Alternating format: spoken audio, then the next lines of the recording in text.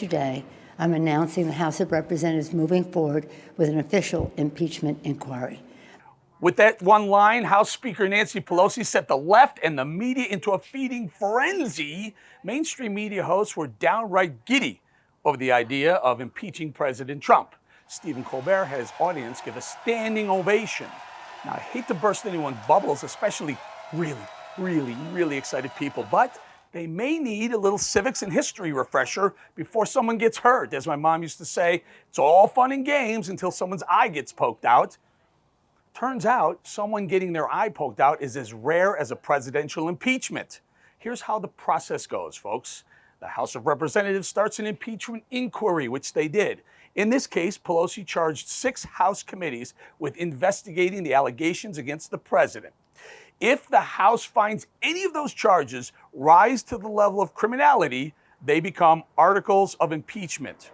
The House will then vote to impeach the president, but because of the extremely high level of crime required to impeach, this has happened only twice in our history. Andrew Johnson was impeached in 1868 for bypassing Congress and appointing friends to high-level administration jobs.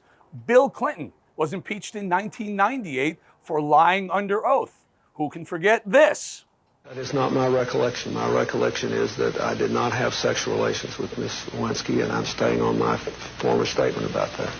Many people erroneously believe Richard Nixon was impeached for his role in the Watergate scandal. However, you may recall, Nixon resigned before a formal House vote on impeachment took place. In both cases of presidential impeachment by the House, the Senate was and is required to conduct a trial.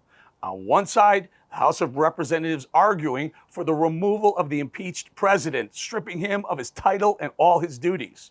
On the other side, the president's lawyers arguing that the crimes are either non-existent or that they don't rise to the level of treason, bribery, high crimes, and misdemeanors, the required level of misconduct needed to remove a president.